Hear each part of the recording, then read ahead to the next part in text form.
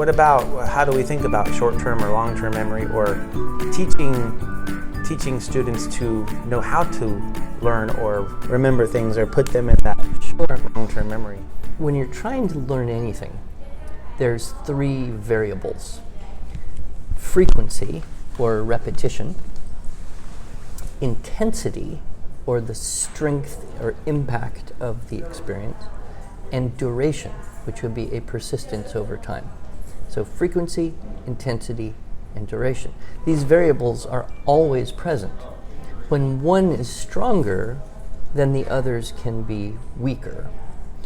And so we kind of learn different things in different ways. I think we learn things like multiplication tables, primarily using frequency, right? And it's third grade. Okay, we're going to learn this. There's flashcards. We're not going to do anything else till you know the math facts up to 12 times 12, and this is not negotiable, you know. And we use frequency. Cramming for a test is kind of like that. You're saying, if I say this to myself 10 times, maybe I'll remember it until 2 o'clock tomorrow afternoon. Now, math being cumulative, which is, there's really only two things that are cumulative. They're skills, and that would be, you know, from an academic point of view, would be math and language, right? I suppose you would throw in arts like music or dance or whatever, but if you study a foreign language, you can't be forgetting words you learned, or pretty soon you've forgotten it and you can't do it anymore. Same thing with math. If you forget your math fact, you cannot possibly do algebra. So cumulative things have built into them, in addition to the frequency, a duration aspect. Intensity is anything that affects you more powerfully. Getting back to that dopamine oxytocin idea, if you think back in, like, when you were in third grade, and try to remember something from third grade. Well, I remember multiplication. Yeah. And I remember my teacher trying to teach me multiplication. Okay. So, you know, very often people who go back in their memory and say, what can I remember? It's either something dramatic or maybe painful. I don't remember my teacher at all.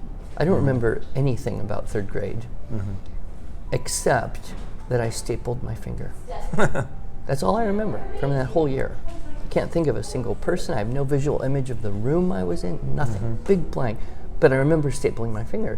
However, you could staple your finger and forget about it. The thing that sticks with me is that the teacher said, no, you got a paper cut. And I said, no, I stapled my finger. I know I stapled my finger. She said, no, I think you just got a paper cut. And to this day, right, the outrage of not being believed by my teacher. That's my only. Of course, a guy knows. That's my only memory, you know. Finger.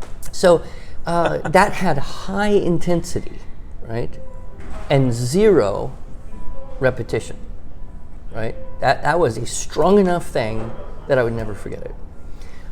Duration is really when you reinforce repetition over time. So let's say I wanted to teach you something. I want you to learn the Japanese word for toilet. Might be useful someday.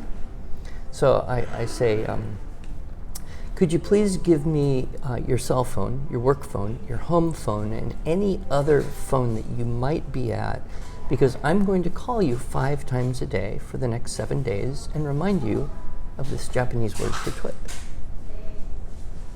Would you know this after 7 days? I think I would. Yeah, you'd know it after about the second day. You'd be, I got it. Oh, Benjo, okay? Benjo, just don't call me anymore. Now, if there was no reinforcement over time, you might forget that. But that would be an appeal to frequency. Appeal to intensity, I would say, well, I'm going to tell you this one word, one time, and you're not going to hear it again. You can't go look it up. And if you know this 1 year from now, I will give you $1 million in gold bullion, tax-free. Will you know this word? Oh yeah, because the intensity, you will fixate. You'll be afraid to sleep, right? I could also use the opposite form of intensity and say, I'm going to tell you this one time, there'll be no reinforcement, and if you don't remember it a year from now, I kill you. Right? Now, the gold works better because the fear of death impedes learning, but that's an appeal, right? And we use that to some degree. Anything that makes you laugh. If I say I before E, you say, Except after C. yeah, why? Because it rhymes, because it might have been useful. It's just something that everybody got somewhere along the line, even though it's only true a percentage of the time. And then the best thing is, if I really wanted to teach you this, instead of calling you 5 times a day for 7 days, I call you once a week for 35 weeks.